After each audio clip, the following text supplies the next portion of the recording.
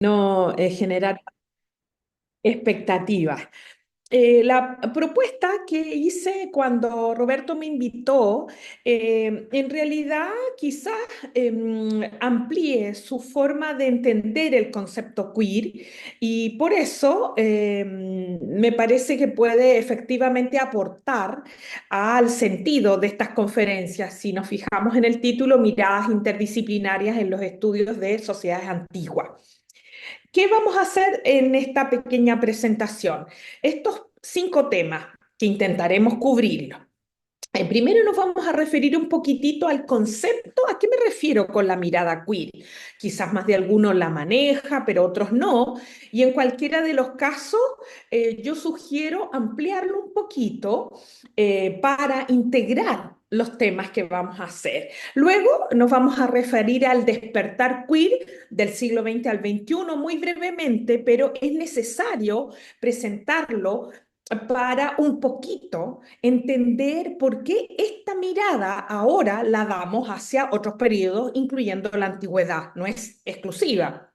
De ahí nos vamos a referir a la mirada queer a la cultura grecorromana. ¿Qué cuestiones de lo que llamaríamos el ámbito queer es importante tener en cuenta para comprender cómo se reflejan estos ámbitos, estos matices culturales en esta sociedad? Y que lo haremos a través de 2 ámbitos.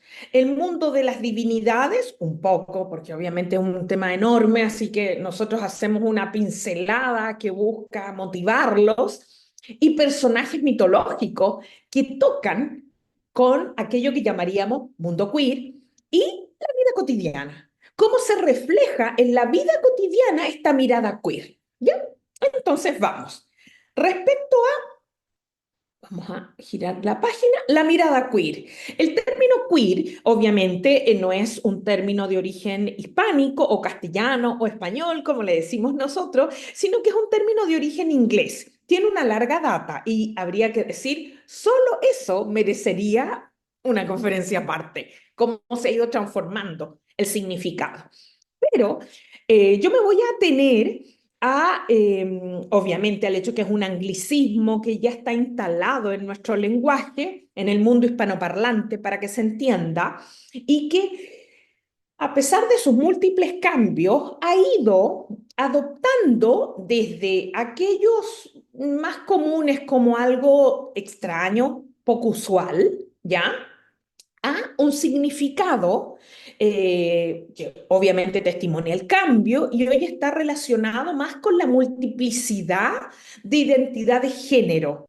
Entiéndase, género no binario, o sea, no hombre y mujer, ¿ya? Que sería la mirada tradicional. En la actualidad, el concepto cuando se usa, a menudo se está usando con esta mirada, no es exclusiva. Porque, y ahí lo agrego, no hay que dejar de tener presente que todavía para algunos ámbitos, especialmente de la cultura angloparlante, la expresión queer a veces también tiene una connotación peyorativa, despreciativa, ¿ya?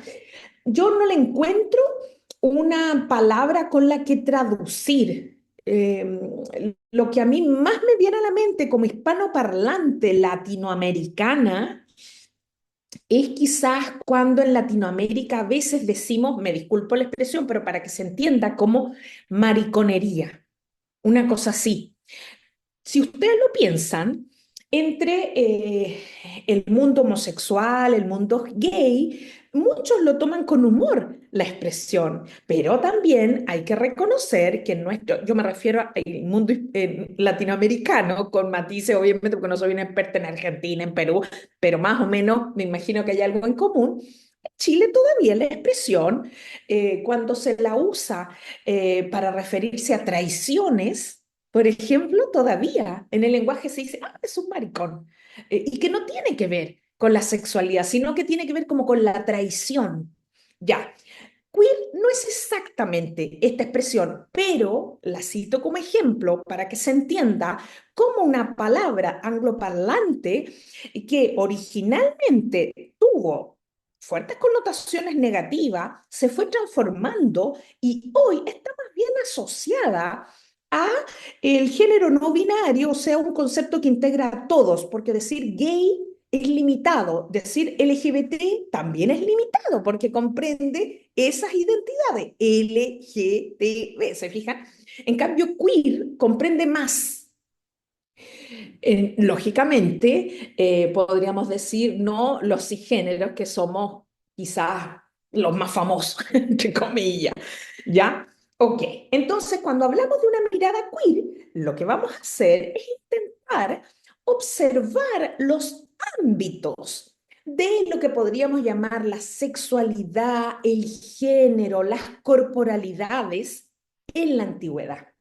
Esa es la idea. O sea, llamarlo queer en términos prácticos, para mí y para los que nos entendemos de esta significación más amplia y más reciente, pero cuando yo digo reciente no estoy pensando hace 2 años, esto es un concepto que se está usando ya hace como unos 20, ¿ya?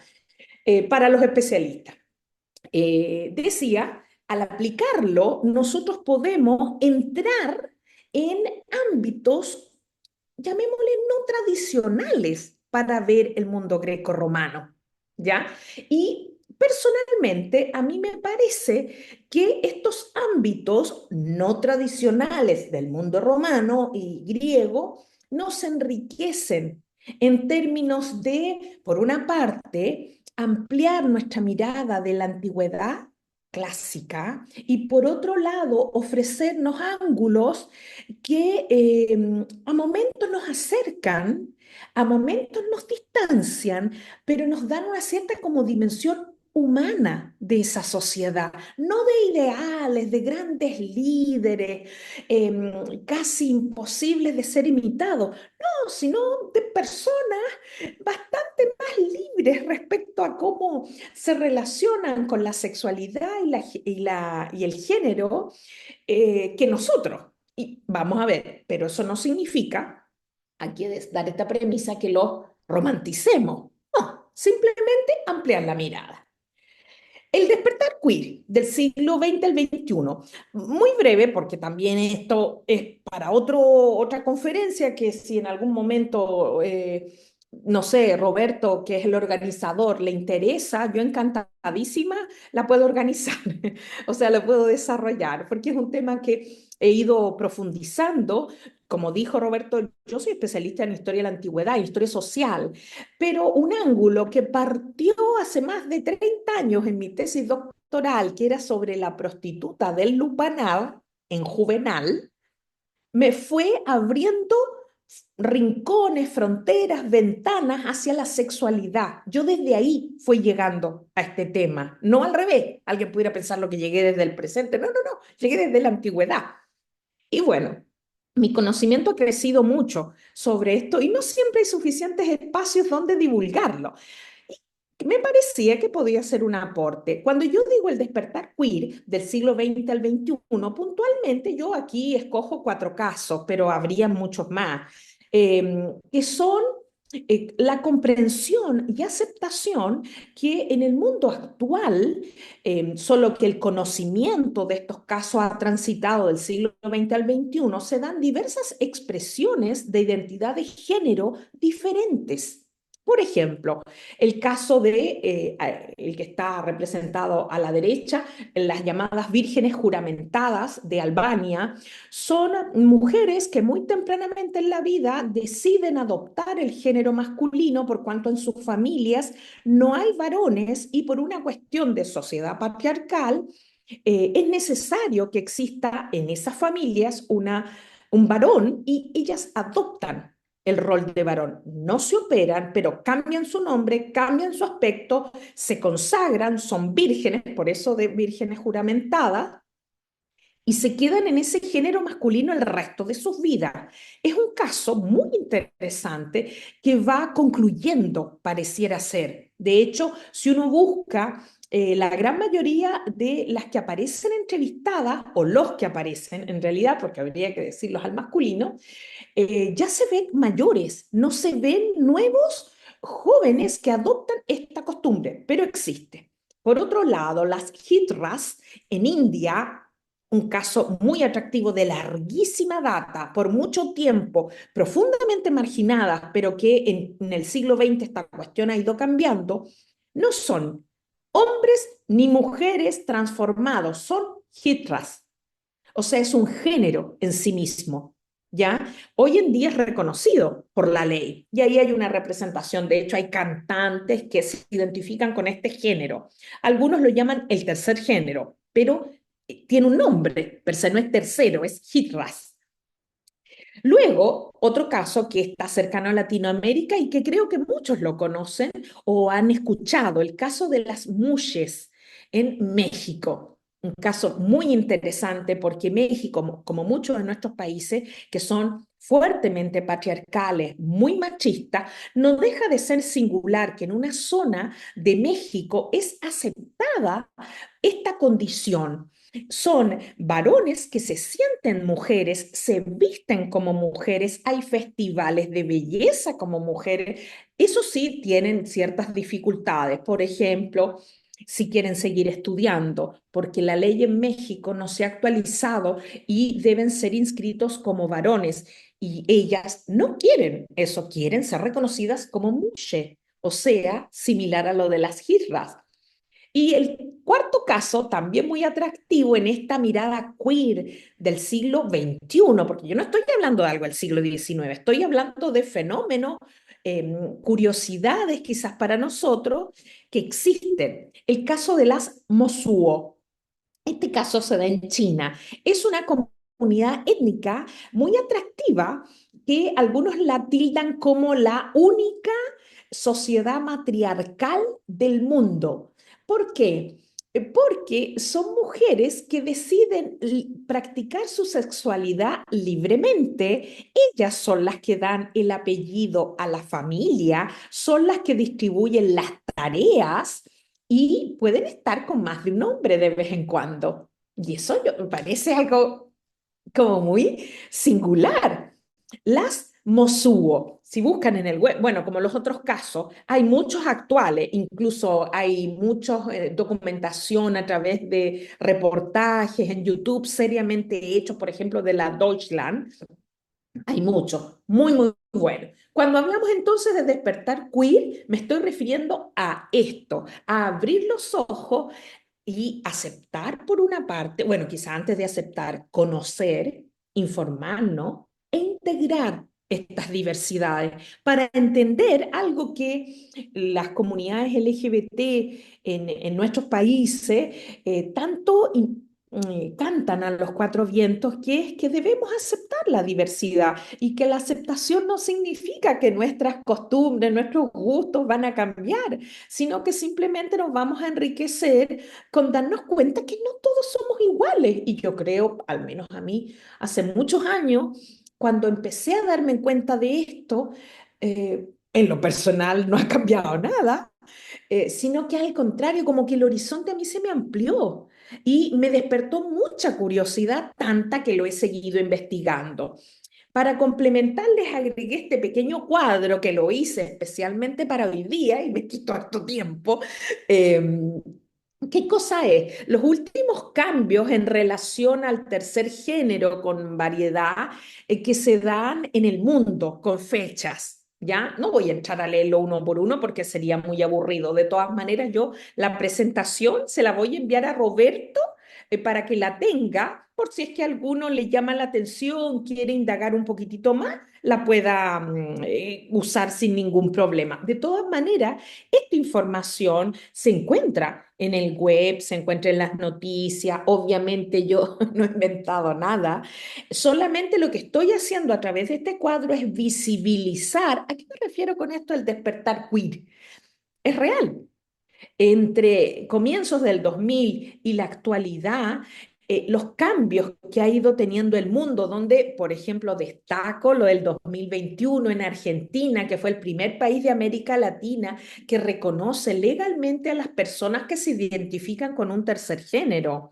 Obviamente, si uno hiciera por un lado este cuadro y por otro lado el número de países del mundo, obvio, todavía falta mucho, ¿ya? Para que aceptemos esta realidad. Pero yo más que quedarme con el problema, prefiero quedarme con los avances, especialmente la comprensión que eh, una aceptación de una sociedad diversa significa algo muy profundo de la humanidad y que creo que es de las cosas hermosas que el siglo XXI nos está dando, y es darnos cuenta lo ricos que somos y en esa riqueza aceptarnos con matices, que, reitero, no significa para nada que nuestros gustos vayan a cambiar o estas a veces un poco, no sé, estos temores respecto a esto que se llama cultura woke o ideología de género como para despreciar esto,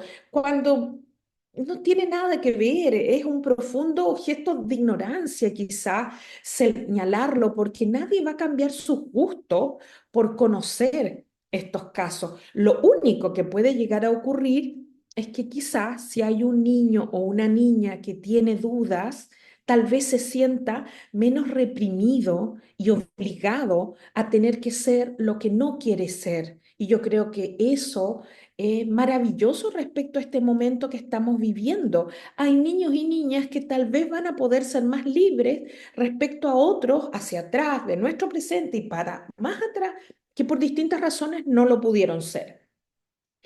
Respecto a la mirada queer en la cultura grecorromana. Para esto me voy a servir de algunas imágenes importantes o interesantes, simplemente para ilustrar. En el centro tengo elencadas en un listado algunas características que hay que tomar en cuenta en la sociedad grecorromana. El orden no significa jerarquía, ya simplemente es un orden en el que yo las tenía y las acomodé y las decoré con estas dos imágenes que me parecen muy ilustrativas de cuestiones vinculadas a la sociedad grecorromana, tanto un cuadro como el otro. Respecto a lo primero, la sociedad grecorromana es una sociedad fuertemente patriarcal. Esto no hay mucho que discutirlo. Tiene algunas situaciones de excepción.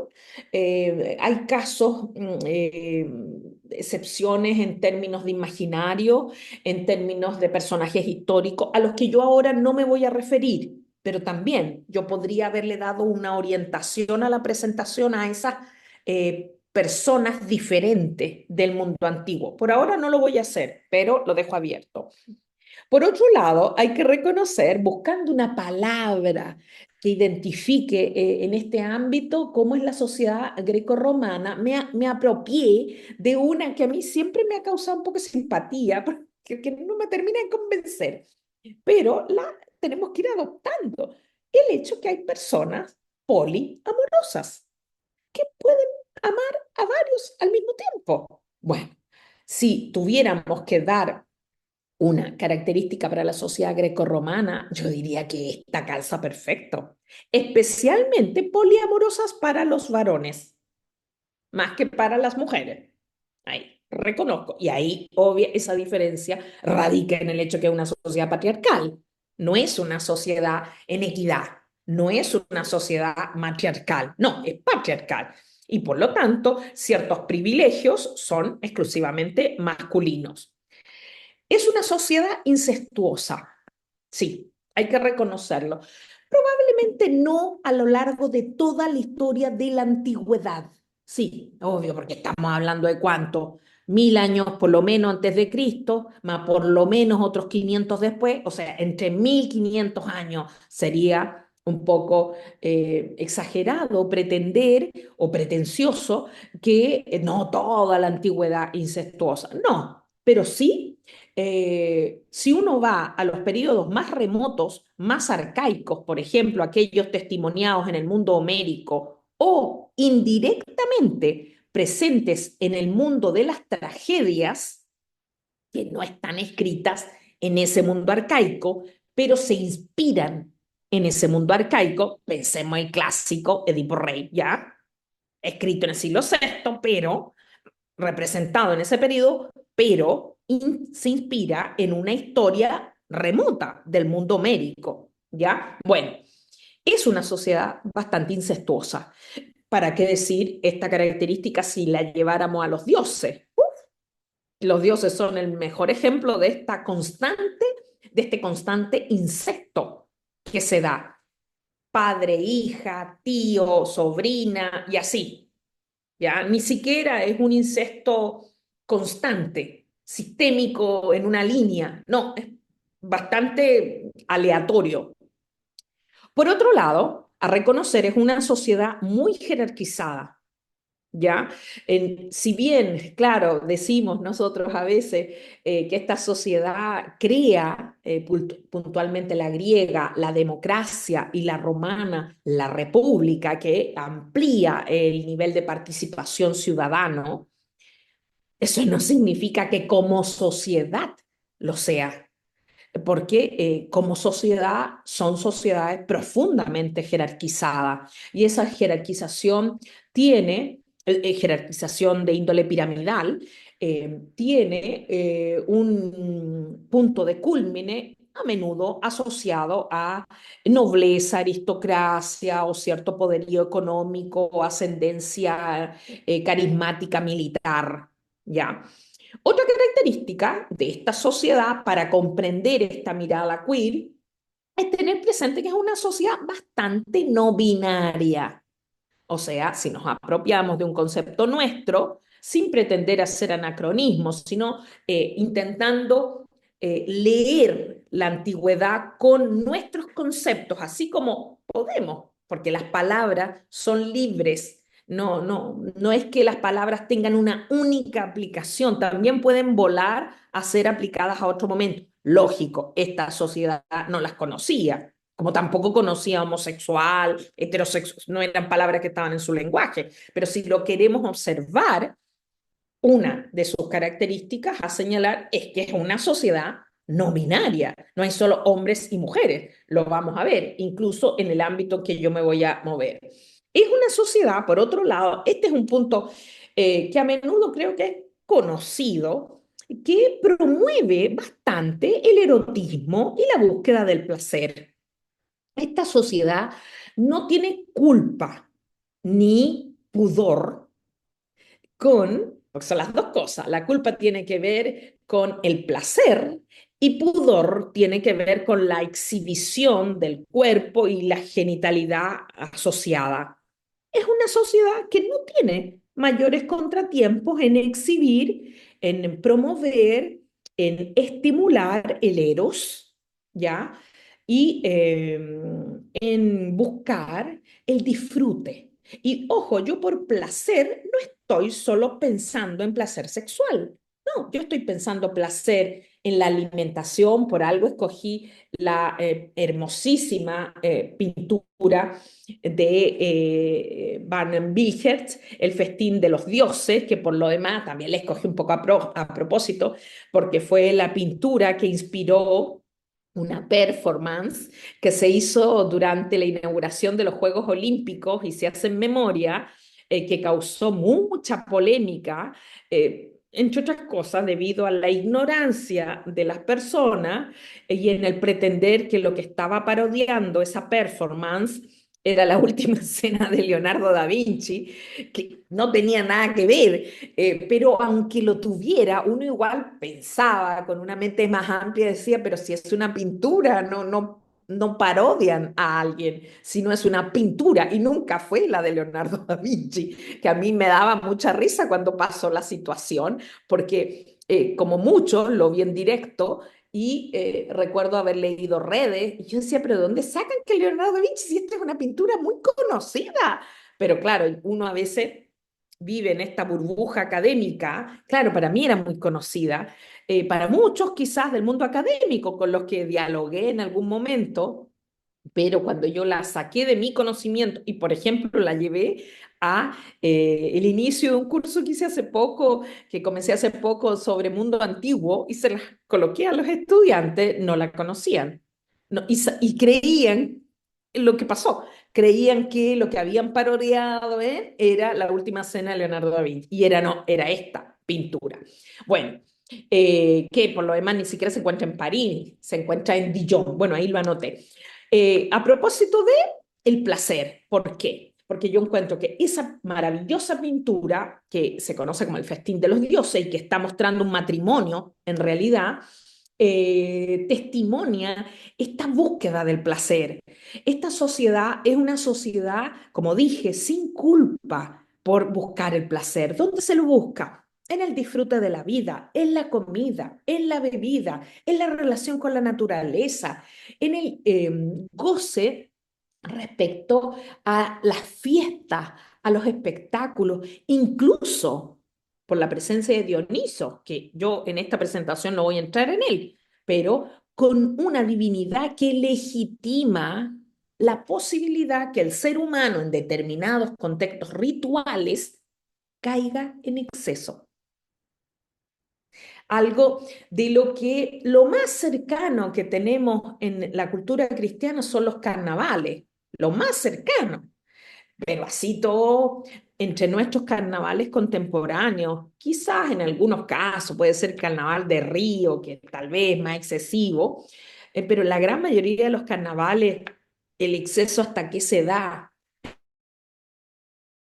en el trasnoche, en el que quizás se consume un poco de alcohol, pero no necesariamente hay travestimentos masivos, hay dejarse llevar, en fin. Bueno, la antigüedad tenía una fiesta que son las llamadas bacanales, que en el siglo segundo antes de Cristo van a ser prohibidas en Roma por un famoso Senatus Consultum, donde se legitimaba que las mujeres se dejaran llevar.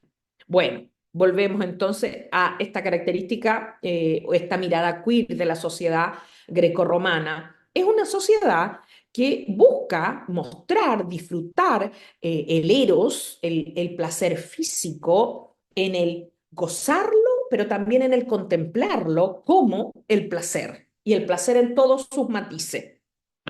Es una sociedad donde también se ven a menudo relaciones cómplices, aunque habría que decir, cuando afirmo cómplice, es más bien cómplice que beneficia a un lado de lo involucrado más que al otro. Y el otro a veces se silencia, no cuenta. Hay mucho de complicidad en diversas relaciones. Nosotros vamos a revisar algunas desde el ámbito de la mitología o personaje mitológico, pero a tenerlo en cuenta. Esto es una característica bastante frecuente. A veces quizás la complicidad, por ejemplo, en relaciones heterosexuales, marcadas por violencia, que lo hay en la antigüedad, tal vez uno no tendría que hablar de complicidad, tendría que hablar de silenciamiento, en fin. Pero esta característica es bien transversal. De caso en caso se puede adaptar a otros conceptos u otros términos.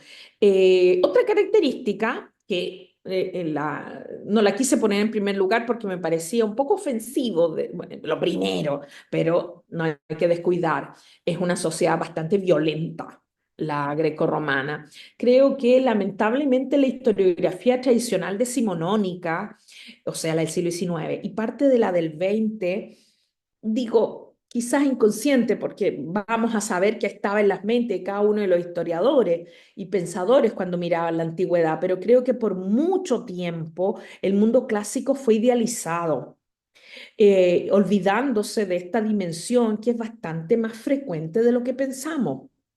Y vuelvo a lo que dije un poquito antes, no idealizar la antigüedad, creo que es una tarea todavía por trabajar. Y no significa descalificar la antigüedad, no, si mira, es mirarla con transparencia, es mirarla sin engañarnos. Es una sociedad muy, muy violenta y junto a la violencia, o parte de esta violencia, yo diría la venganza. Está plagada de venganza. La venganza en esta sociedad está legitimada. Basta que piensen los héroes homéricos, son súper vengativos, todo, súper, no, no poco, súper vengativos. Nosotros pertenecemos a una sociedad donde la venganza ha sido institucionalizada a través y canalizada a través de la ley. Y en principio los seres humanos no tenemos la autonomía para aplicar venganza. Bueno, esta es una sociedad profundamente vengativa.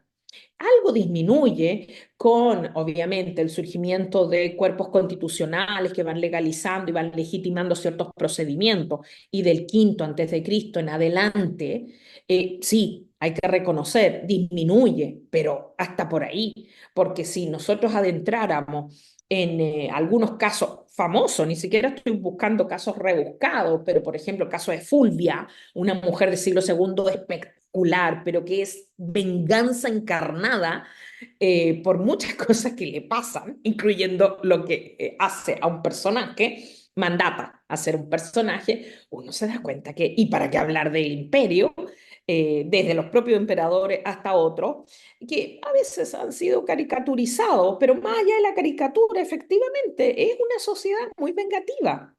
Y por último, en esta característica, frente a estas imágenes, nos falta uno, que lo dejé aparte, eh, a destacar, que es una sociedad castigadora.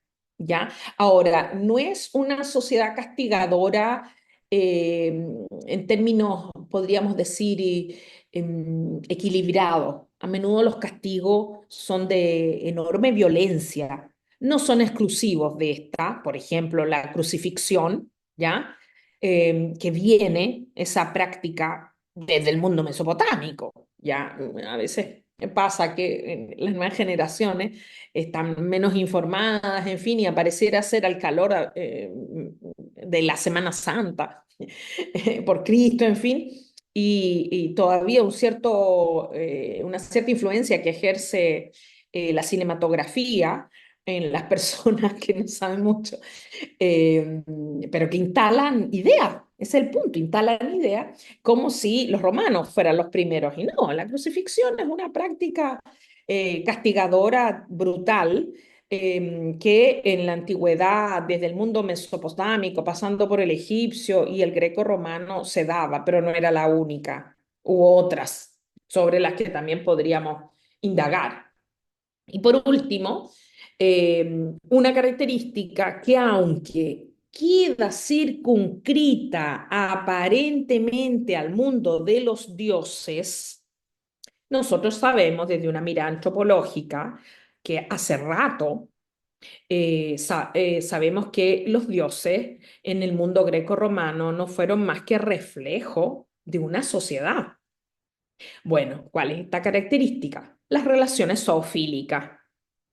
Las divinidades grecorromanas, aquí lo ilustro con un ejemplo hermoso por cuanto es una pintura bella de Carpi, este famoso pintor italiano, Girolamo di Carpi, El rapto de Ganímede, pero no es el único. Ganímedes, para el que no lo tiene tan claro, es un joven muy hermoso que es visto por Zeus desde el Olimpo, obvio, y se enamora de él. ¿Y qué hace Zeus?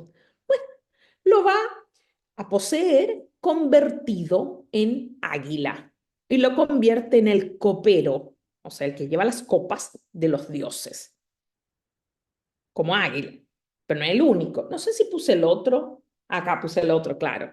Siempre Zeus, hay muchos ejemplos y no es el único que tiene esta transformación a animal, el famoso rapto de Europa. Y aquí Zeus, ¿qué es? Es un toro que da origen al Minotauro. Bueno, si ahondan, después vamos a volver a un ejemplo de zoofilia, digamos, o de relaciones diversas, se dan. Eh, Ahora, ¿qué tenemos que concluir con esto? Algo así como automáticamente toda la sociedad es zoofil. No, no. Pero sí, hay que reconocer que en un pasado remoto en el imaginario de esta sociedad grecorromana, las vinculaciones zoofílicas pareciera ser no fueron generadoras de rechazo moral, ¿ya?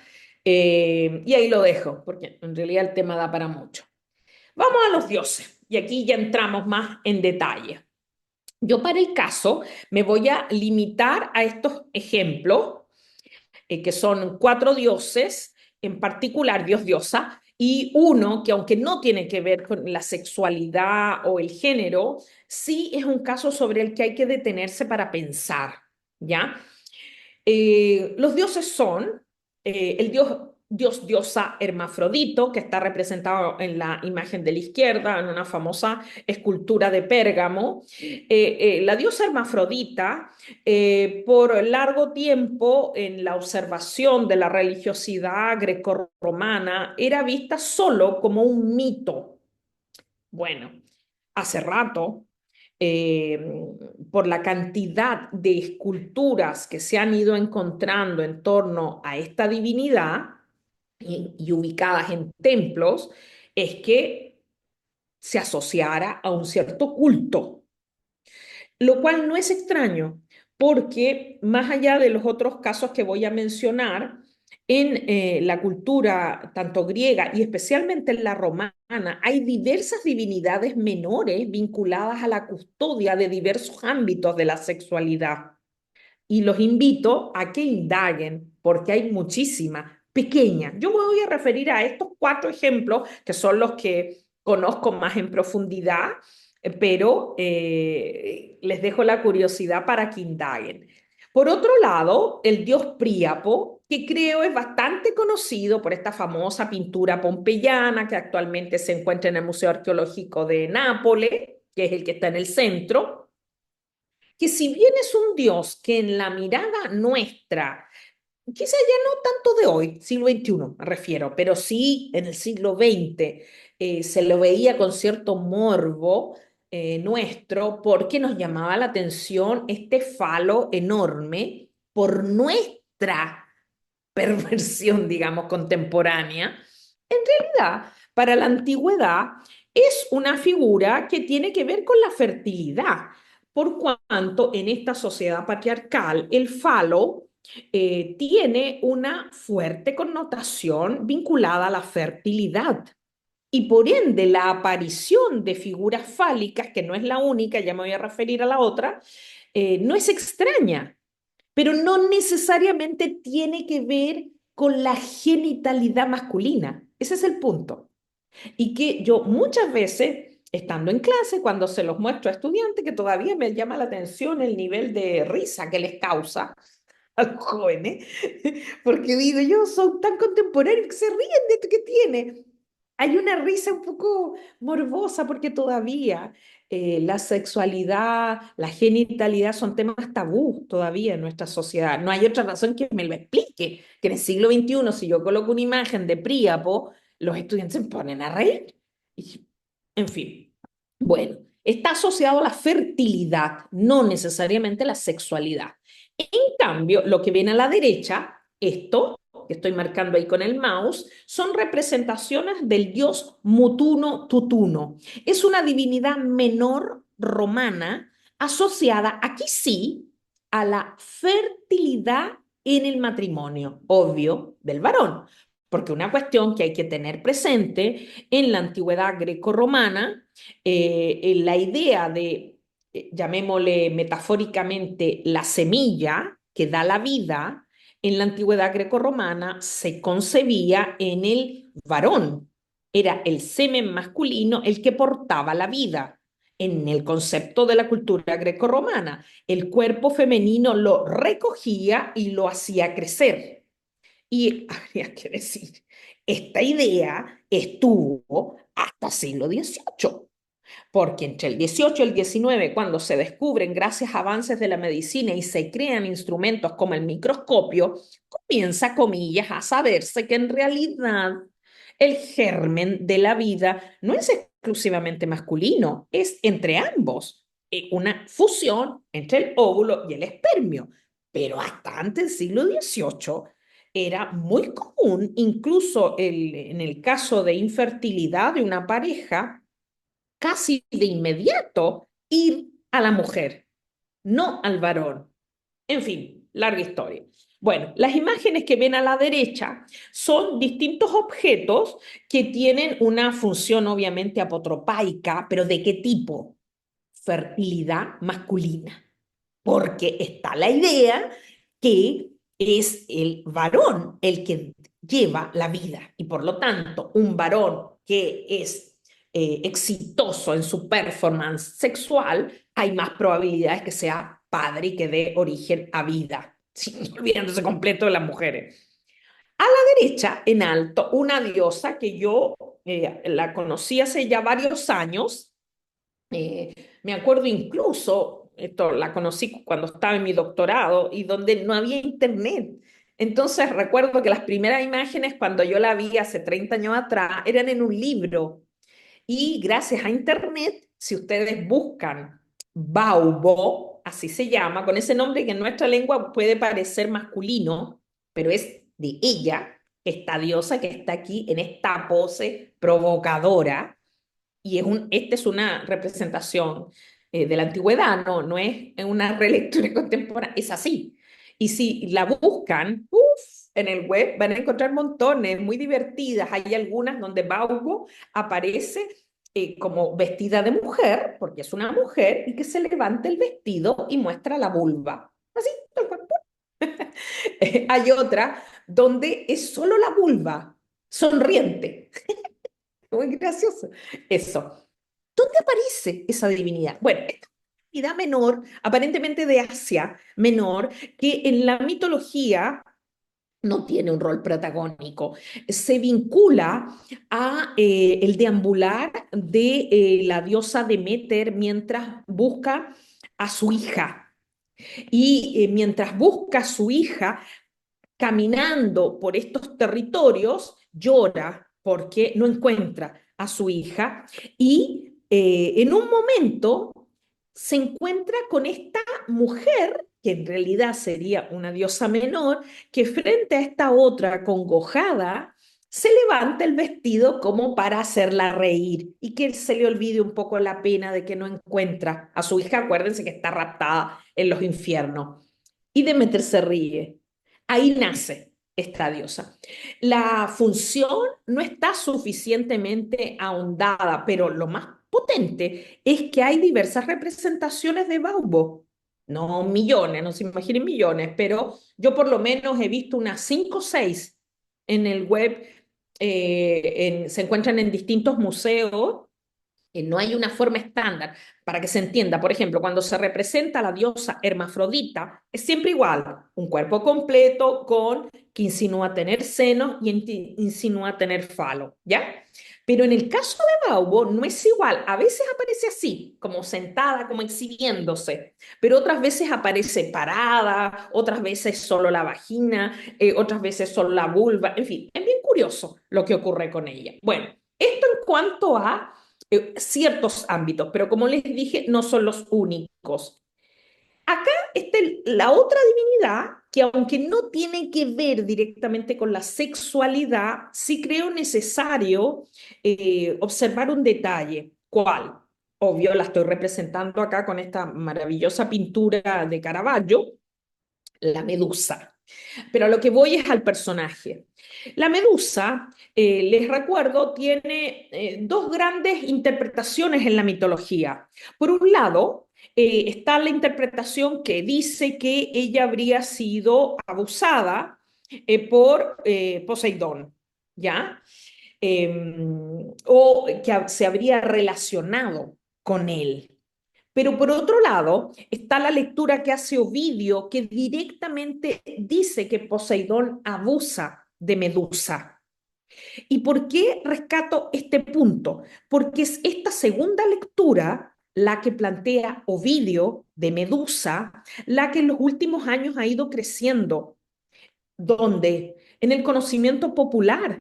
De hecho, si hacen memoria, en el mito, Medusa, en un momento, cuando ya recibe el castigo que la convierte en este ser que tiene serpientes en los cabellos y tiene una mirada como láser, porque transforma a las personas, las convierte en sal, eh, es asesinada por un personaje heroico, ¿ya? Bueno, si hacen memoria, en los últimos 15 años, especialmente hará unos 8 más o menos, que es cuando se dio este escándalo internacional a propósito de este productor cinematográfico de Hollywood y se desarrolló la campaña Me Too, ¿ya? En ese contexto fue multiplicándose la imagen de, yo no la coloqué ahora, pero les dejo la inquietud porque es de origen argentino, de un artista argentino que reinterpretó el mito de la Medusa, en el que ya no aparece este héroe griego cortándole la cabeza con la clásica escultura que está en Florencia, y prefiero no nombrarlo para que no nos distraigamos y nos concentremos en Medusa, sino que este artista argentino lo que hizo fue un cuerpo enorme, femenino, desnudo, con la cabeza del héroe griego. Y esta imagen es una escultura que recuerdo puntualmente en pandemia, en el año de la pandemia, o sea, en el 2020, esta escultura, este artista la llevó a el frontis de los tribunales de Nueva York, que era donde se estaba llevando a cabo el proceso a este personaje hollywoodense, que ahora se me va el nombre, y que fue condenado. Harvey, algo así creo que se llama, se me va el nombre, pero bueno, él. Eh, y esta escultura la colocó ahí, es muy grande. Bueno, desde ese momento, incluso antes, porque yo la escultura la conocía de antes, ya que particularmente a mí Medusa, por esta otra lectura, siempre me ha resultado una divinidad que no ha sido suficientemente respetada y hace muchos años le tomé simpatía, razón por la cual cuando como en el 2019, creo, me entero de esta propuesta, me llamó mucho la atención. Después, esta propuesta se hizo más famosa. ¿Y por qué la indico dentro de esta mirada queer del mundo grecorromano? Porque esta suerte de venganza contemporánea simbólica, donde Medusa tiene la cabeza de este héroe que en el mito la mata, porque le corta la cabeza, me generó mucha, como por un lado, simpatía de ver cómo el mundo clásico se proyecta hasta el mundo actual para crear nuevos íconos identitarios de luchas nuestras, contemporáneas. Eso a mí me hizo mucho ruido. Seguimos. Desde el punto de vista de los personajes mitológicos, acá yo seleccioné cuatro que son los que manejo y son los más famosos. Eh, ¿Qué quiero decir con estos cuatro que selecciono? Personajes que son conocidos, los dos primeros mucho más que los dos últimos, pero que tienen una dimensión de su género o de su sexualidad, como lo quieran decir, no siempre suficientemente difundida. Yo los invito a dar ese giro, porque no les voy a decir algo nuevo, ni invento mío, simplemente dar un giro. Por eso es una mirada queer a la sociedad grecorromana. El primero, Tiresias. Está representado a la izquierda con un diseño que encontré en el web, ya que hay un detalle de la vida de Tiresias que es muy importante, pero que no es suficientemente visibilizado. Yo personalmente no he encontrado una pintura que muestre esto. Por eso me apropié de esta imagen que encontré en el web. En cambio, del otro aspecto, que es el de Hércules, sí hay pintura. Pero ¿qué cosa de Tiresias? Tiresias, que es el famoso adivino de la cultura griega, conocidísimo por su gran poder adivinatorio, que era conseguido principalmente a través de la interpretación. Por un lado se habla de sonidos de los vuelos de los pájaros, otros dan otras propuestas respecto a lo que interpretaba. Bueno, pero a mí no me interesa tanto eso. A mí me interesa un detalle, que Tiresias, según el mito, en un momento original fue mujer y se transformó a varón. Luego volvió a ser mujer y luego volvió a ser varón. Por ende, Tiresias en el imaginario de la antigüedad es un adivino que no solamente puede conocer el futuro, sino que ha vivido en los dos géneros. Este detalle es una cuestión, bueno, el porqué de la transformación tiene que ver con un hecho en el que él habría participado y le habría provocado la muerte una serpiente, esta lo castiga, en fin. Pero hay otro momento en el que a él le entregan este don de adivino, que es en una discusión que hay entre Zeus y Hera. Zeus y Hera, o sea, los padres del Olimpo, padre y madre del Olimpo, están discutiendo acerca del placer en el sexo y convocan a Tiresias para que, habiendo sido, ojo, hombre y mujer, pueda resolver esta disputa. ¿Y cómo la resuelve? Estaba cargándose a decir que es la mujer la que disfruta más del sexo. Hera se molesta por eso y lo deja ciego, porque aparentemente uno podría leer detrás de esto que hay una mirada machista en la aplicación del castigo, porque es Hera la que lo castiga dejándolo ciego. ¿Y qué hace Zeus? Zeus le da el don adivinatorio. Bueno, pero a mí lo que me interesa es este punto. Este personaje, que es muy relevante dentro del imaginario mitológico de la cultura griega, aparece en diversos mitos e incluso en algunas tragedias famosísimas. Por ejemplo, hace un rato mencionaba el Edipo Rey. Bueno, es Tiresia el que salva a Edipo y así es un personaje que no siempre atendemos este detalle, que en algún momento fue mujer y luego fue varón. Otro personaje mitológico muy destacado, en el que tampoco atendemos mucho una cuestión. ¿Cuál? Hércules, antes de desatar la ira de Hera y realizar los famosos trabajos de Hércules, que son fruto del castigo, Hércules en una disputa mata a un amigo, ¿ya? Y castigado por ese hecho que es anterior a lo más famoso, es mandatado a convertirse en esclavo de una reina y de un rey que se encuentran en Asia, ¿ya? La reina es Ónfale, que es la que está representada en este famoso cuadro del siglo XVIII de este pintor Tischbein.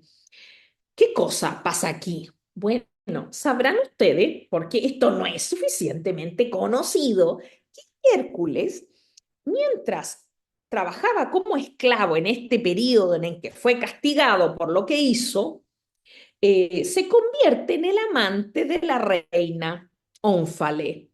Y la reina, para encontrarse con Hércules, le exigía que se vistiera de hilandera o costurera, para que nos hagamos una idea.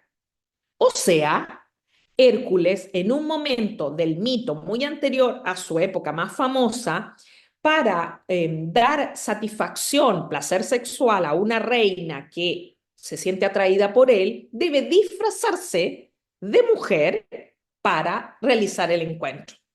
Ahí les dejo el tema, que no es muy conocido, pero ojo, esto sí es representado en varias pinturas, por eso les coloqué esta. Acá tenemos los otros dos casos menos famosos, pero que igualmente yo creo que hay que darles más visibilidad. Estos aparecen en distintos momentos de textos vinculados a la antigüedad. Por una parte está Céneo, que está representado en este dibujo que forma parte de un grabado del siglo XVI en un texto, que sería el rey de la tribu de Perrebía en Magnesia. Magnesia es una región que está en la antigüedad al norte de Grecia misma, está, digamos, al este de Tesalia. Bueno, ¿qué particular tiene Céneo? Céneo fue mujer en el pasado. Es una mujer que por distintas razones y por una cuestión de tiempo también no me voy a alargar, pide ser convertida en varón. La imagen que están viendo es el momento anterior a ser convertida en varón. Ella pide ser convertida en varón y tener todas las cualidades masculinas, ¿ya? A la derecha, otro ser menos, este es menos famoso aún y que es muy atractivo. Este aparece puntualmente en Ovidio, en las Metamorfosis. Este es Ifis. Sepan ustedes que Ifis es un nombre en griego neutro, o sea, no tiene género, es varón y de mujer, ¿ya? Ifis es un bebé, digamos, o lo que en Chile llamaríamos una guaguita, nacida de Ligdo y Teletusa, que eran dos habitantes muy humildes de la localidad de Festo, en Creta. nosotros sabemos que en la antigüedad el nacimiento de una niña siempre era problemático para las familias más humildes, porque una niña exige una dote para ser casada. O sea, nace una niña, automáticamente implica algo así como una deuda que la familia tiene que cubrir para que esa niña llegue a casarse. Premisa. Bueno, cuando nace este bebé, previamente el marido, o sea, Ligdo, le había dicho a su esposa, a Teletusa, que si nacía mujer la matara, porque no tenían los medios para proveer de esta dote. ¿Y qué ocurre? La esposa, Teletusa, la madre, en un momento, poco antes de que nazca, tiene un encuentro con la diosa Isis. Y la diosa Isis le dice que la haga nacer, que va a ser mujer y que la cuide porque ella el día de mañana la va a ayudar. Nace, es una mujer, la madre no la mata, la cubre como si fuera varón y la educa como si fuera un varón. Cuando es adolescente, Ifis conoce a Yante, que es la que aparece en esta escultura de Rodin, de final del siglo XIX, y se enamora. Y resumo, la historia es más hermosa, pero la madre, Teletusa, angustiada porque ya se viene el matrimonio y al momento de casarse se va a develar que en realidad no es un hombre, es una mujer porque no va a poder concebir, ¿ya? ¿Y qué ocurre? La diosa, en el minuto que se casa, antes la convierte en varón y la que ejecuta el matrimonio es una Ifis varón. Ahora, sobre esto, en el mundo actual, porque este personaje ha ido creciendo en el conocimiento popular, especialmente de los colectivos LGBT, hay distintas lecturas. De hecho, si ustedes observan la escultura de Rodin, lo que hace Rodin es la representación de dos chicas que se aman. En fin, habría más que decir. Y para ir cerrando, los objetos de la vida cotidiana. Aquí vamos a ver varios, no me voy a detener en cada uno porque se haría eterno, ya que hice mucha selección, para que quede bien claro que es posible dar una mirada de este tipo a la antigüedad. Nos enriquece, nos amplía fronteras, nos genera nuevas dudas y les da vida a nuestra manera de relacionarnos con la antigüedad, porque si tenemos dudas, queremos satisfacerla y ojalá esto se convierta en conocimiento a difundir. En la vida cotidiana, la sexualidad, la genitalidad, las corporalidades en el mundo grecorromano están muy, muy, muy presentes. Aquí vamos a ver un carrusel de imágenes que nos visibilizan el hecho que esta sociedad no estaba todo el tiempo leyendo poesía, ni necesariamente la casa la decoraban con solo mitos neutros. Lo que ven a la izquierda, obviamente, es una vulva. Este es un exvoto, súper conocido, este exvoto, pero no es el único. Hay más exvotos de este tipo para la antigüedad, como el que está a la izquierda. En cambio, lo que ven a la derecha son tintinabulum. Los tintinabulum son algo así como campanitas para servir como si fueran un citófono en las casas y que se escuche. Ahora, mira la forma. Bueno, son tintinábulos apotropaicos. O sea, en el citófono se coloca un símbolo fálico porque lo que se quiere traer es buena suerte a esta familia. Fertilidad, pero no en un sentido sexual, sino en un sentido de prosperidad económica, de comida, de buena suerte en la vida, en los negocios. Hay muchos, ¿ya? Tintinnabulum de este tipo hay muchos.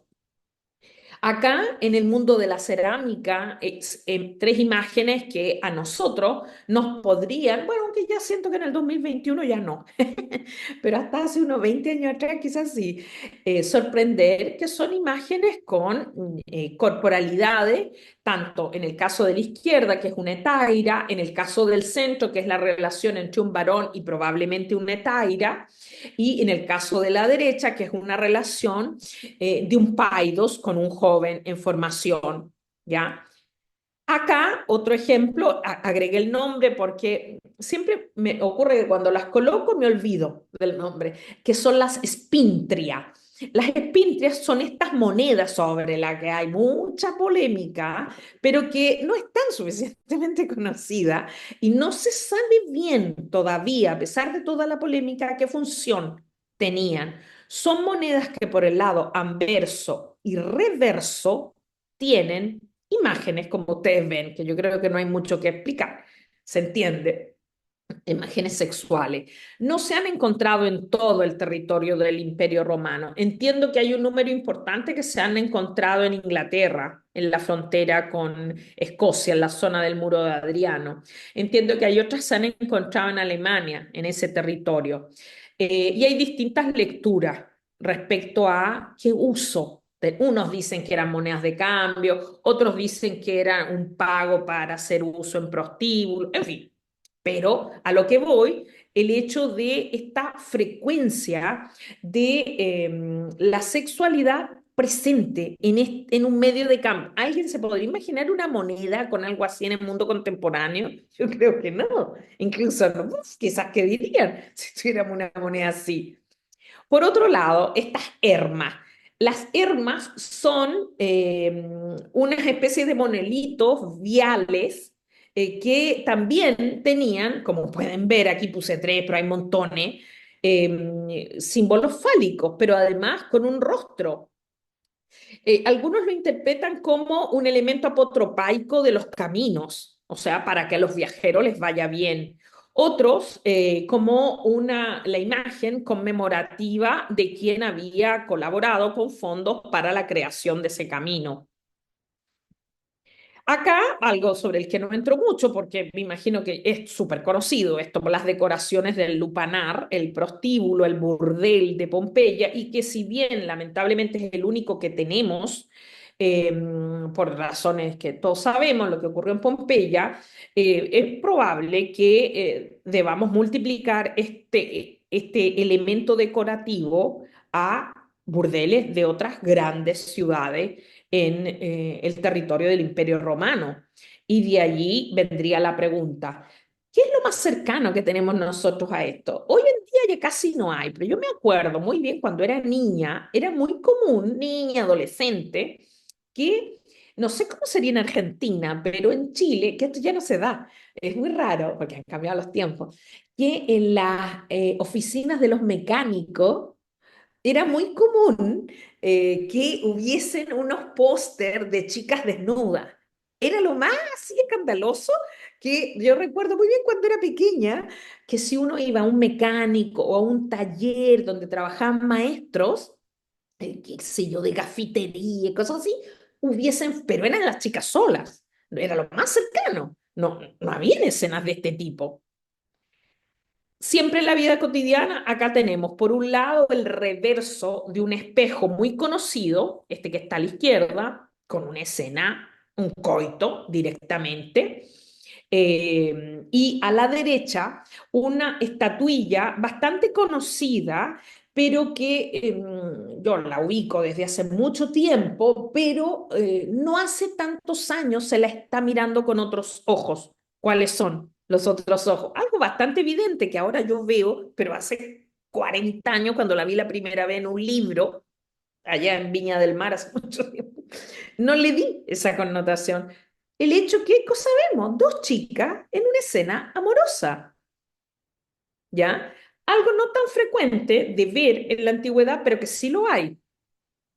Acá tenemos otras imágenes. Estas todas, por si acaso, provienen del Museo Arqueológico de Nápoles, que por cosas de la vida en febrero estuve y me preocupé de sacar imágenes. De todas ellas, bueno, la que está a la derecha es un elemento decorativo con un falo muy grande. Los que están a la izquierda aquí son lucernas, o sea, estas lámparas, pero con forma fálica.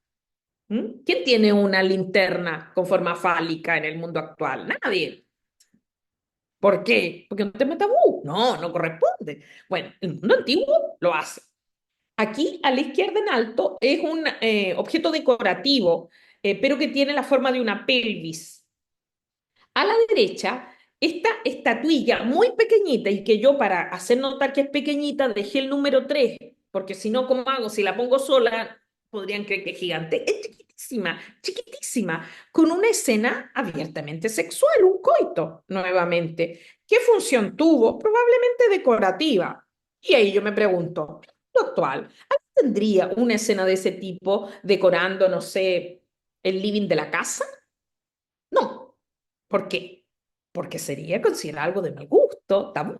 ¿Se dan cuenta? Hay cuestiones que en esta sociedad son muy distintas a la nuestra. Y es eso lo que yo busco con la mirada queer, de observar, de mostrar, de distinguir las formas de representar los cuerpos. Bueno, sobre esto creo que no hay mucho que decir, con cuatro ejemplos que son de gran valor. Los cuerpos se los muestra en todo tipo de posiciones, con ropa, sin ropa, exhibiéndose. Sí hay un detalle, el mundo antiguo en general es poco dado a exhibir, podríamos decir, cuerpos no hegemónicos. O sea, es poco dado a exhibir, para que se entienda, cuerpos ancianos, cuerpos más voluptuosos, y ahí uno podría sacar algunas conclusiones que yo creo que serían legítimas de plantear. Es una sociedad que propende a mostrar un cierto tipo de corporalidad, porque de esta otra se ve poco. Y ya cerrando, otro ejemplo de lo que muestran, porque no es solo, estas son imágenes que están en lápidas funerarias. ¿Quién le pondría en la lápida funeraria a una señora, por ejemplo, que tuvo 5 hijos? Imaginemos, ¿no? Una imagen de ella pariendo. Porque es eso. El mundo antiguo no tiene esta tensión que tenemos nosotros con los cuerpos en mostrarlos. Los puede mostrar en actos sexuales, los puede mostrar decorando un lugar, los puede mostrar en belleza, los puede mostrar en corporalidades un poco torpes, propias del momento en que se está pariendo un cuerpo. En este otro tipo de ejemplo, tanto en el caso de esa, bueno, la de la izquierda, esta famosa y hermosísima escultura de Poseidón que está en el Museo Arqueológico de Atenas, como eventualmente las representaciones de este compadre de Dionisio, que es Sileno, esta especie de gigante borracho con un falo gigante, y que está decorado constantemente, como a su vez esa otra escena erótica, la que está a la derecha, entre dos varones, pero abiertamente uno es más grande que el otro, y se ve por qué, por la barba. La barba a mí me dice que ese es más adulto que el otro. Esta copa, que es una situación de excepción, pero existe. La copa, les puse el nombre por si alguno no la conocía y quiere buscarla, la copa Warren, que es una copa en metal, puntualmente de plata, que tiene escenas eróticas masculinas que están por una parte, que es esa, y por el otro lado está esta otra. Ya por eso la puse separada para que se entienda, pero es la misma copa. Ahora es el único caso de algo así que se ha encontrado, pero eso no significa como para sea que uno haga tendencia para un lado o para el otro. Lo inmediato es señalar que aparentemente en la antigüedad romana, en el imperio, era factible que a nivel de lujo, porque esto es una copa de plata completa, sólida, se decorara de esa manera. O sea, abiertamente mostrando la sexualidad. Y ya aquí vamos cerrando con este otro ejemplo que me encanta. Por un lado está esta famosa figurita, la que está a la derecha, que se llama Colossoi. Esta se encuentra en el Louvre, pero hay copias de estas en distintos lugares de museos en Europa. Y por otro lado, a la izquierda, un conjuro amatorio que encontré hace un tiempo. ¿Dónde era? En Córdoba, en España, ¿ya? Y dejé abajo la traducción, porque está la fotografía yo misma, donde dice que Quintilo no esté con Fortunal, ¿ya? Me acuerdo cuando la vimos junto a una amiga arqueóloga, las dos de inmediato dijimos, ah, Quintila es una mujer y Fortunal es un hombre. Y después, al rato, las dos nos dijimos, ¿pero segura que Fortunal es un hombre? En una de esas es una chica, porque hay nombres que en la cultura latina, como en la griega también, tienen los dos géneros. Bueno, y de el Colosoi, ¿qué me llama la atención? Esta es una figura, digamos, tipo vudú, que se hacía, ya la magia era muy común en la antigüedad, esta magia para desearle mal a otro. A mí en particular de este colosoy lo que me llama la atención, fíjense, es esta figurita que está atacando la zona de la vulva. ¿Por qué? Porque obviamente eso a mí me está queriendo decir que quien hizo esta figura ritual para desearle del mal a lo que encarna, esta ella aparente también quiere que no se pueda reproducir. Ahí se las dejo. Y ya terminando, sin entrar mucho en particular, simplemente aquí me sirvo de estas dos imágenes, tanto la famosa escultura de Ovidio, esta que se encuentra en Constanza, en Rumania, como esta hermosísima pintura de Safo, del siglo XIX, para ilustrar qué cosa. En la poesía, la sexualidad, tanto la romántica, la erótica, la de conquista, son abundantes en la antigüedad. No son exclusivamente de un poeta, como a veces algunos insinúan con el caso de Safo. No, la poesía amatoria es bastante abundante en la antigüedad y nos testimonia un campo que es más atrevido de lo que nosotros pudiéramos pensar es la poesía respecto al mundo actual. Eso, concluyo y agradezco mucho el interés y la atención. No sé si tienen alguna pregunta. Es muy interesante, muchas gracias. A ver, los asistentes presentes, si quieren hacer alguna pregunta.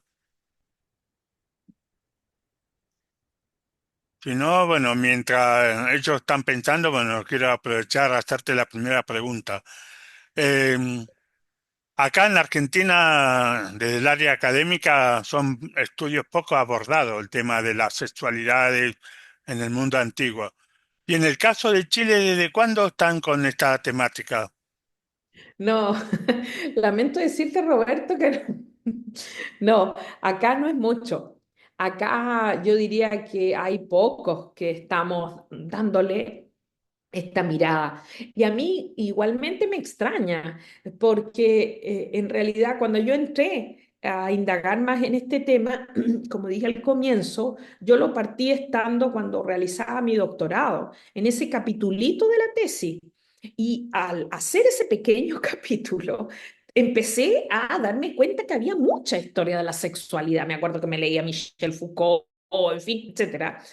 Y al yo volver a Chile, noté desde hace ya 25 años que yo volví, que casi nadie lo abordaba, que era, y hasta el día de hoy me sigue pasando, que es algo como exótico que yo lo aborde, cuando en realidad, si te das cuenta, todo lo que fui planteando, salvo, obvio, la recolección de imágenes o las búsquedas del mundo actual, para darle una raíz más contemporánea, esas obvio las hago yo, pero a mí me sigue llamando la atención que es un tema acá un poco exótico.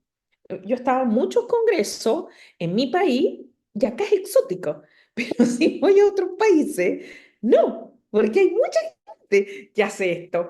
Em, yo tengo mi propia lectura, esta lectura pasa porque creo que todavía como país seguimos siendo un país un poco conservador en la mirada de la antigüedad. Quizá si tú me dices que en Argentina es algo parecido, tal vez esta reflexión es aplicable a nuestras culturas en común, ¿ya? ¿Por qué tan conservadores? Yo tengo una respuesta. Yo digo, reconozco que tú puedes equivocarme, obvio, pero yo creo que en parte este conservadurismo, la responsabilidad está en la dictadura que tuvimos. 17 años donde los eventuales avances, porque fueron 17 en Chile, avances que se estaban alcanzando en la década de 60 y comienzos de los 70, porque no todo es de Allende, los cambios se venían dando de antes. Piensa en el caso de la maravillosa Violeta Parra. ¿Se fijan? Que en el propio Chile esta gran artista no fue valorada mientras expuso sus telares en el Louvre en París, pero en Chile nadie la quiso. O sea, estábamos teniendo expresiones novedosas, los cambios que se estaban dando, la nueva canción, la revolución agraria, en fin. Y esta ebullición cultural que yo creo que estaba también sincronizándose en ciertos campos de la historia, no de la historia antigua, pero sí de la historia del siglo XX, que explican algunos textos que se estaban dando, se vieron abortados porque de la dictadura en adelante, por 17 años, lo que va a haber en Chile, desde el ámbito educativo, llamémosle así, un repliegue a una mirada conservadora, militarizante, idealizada, romantizada de la antigüedad, llena de tabúes, o sea, entre comillas, aunque sabemos que las culturas no retroceden antropológicamente hablando, pero para efectos de comprender la idea, hubo un cierto retroceso y que creo fue para efectos de este periodo, me atengo a la especialidad de las cuestiones más dañinas que se hicieron, porque pasa esto, yo abordo estos temas y sigue siendo algo como raro. Y yo digo, pero si estoy en el 2024, qué extraño, incluso a veces hasta me pasa que me incomoda. Porque creo que detrás hay una cultura conservadora que no nos damos cuenta, que podemos, por ejemplo, problematizar a Julio César como personaje, pero entrar en su sexualidad, no. Podemos visibilizar más mujeres, pero entrar un poco más allá, no. O mostrar, las casas no se decoraban solo con pinturas de Zeus, también estaba esta parejita teniendo un coito. Los espejos, imagínate un espejo con un coito en el otro lado. ¿Quién tendría un espejo así? ¿Se fijan? Hay una como escasez de parte nuestra en observar más ampliamente la antigüedad.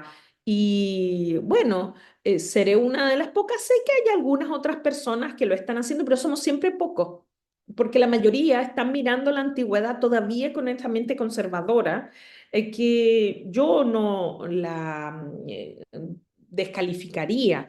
Lo que creo es que hay que ampliar los espacios para que entremos en estos conocimientos. Ojo, misma cosa pasa con el mundo medieval, lo mismo que las personas a nivel del mundo académico hablen de la sexualidad en el mundo medieval, es muy raro. Y ahí estoy yo hablando de eso. Pero yo más bien siento que hay que aprovechar los espacios que se dan, tratar de apropiarse. Hay mucho conocimiento, hay muchos artículos, hay muchos libros, mucha traducción al español. No todo ahora ya está en otros idiomas. A través de Internet hay muchísimas cuestiones que se pueden encontrar. Yo misma, de hecho, Roberto, si te interesa, te puedo facilitar alguna que tengo en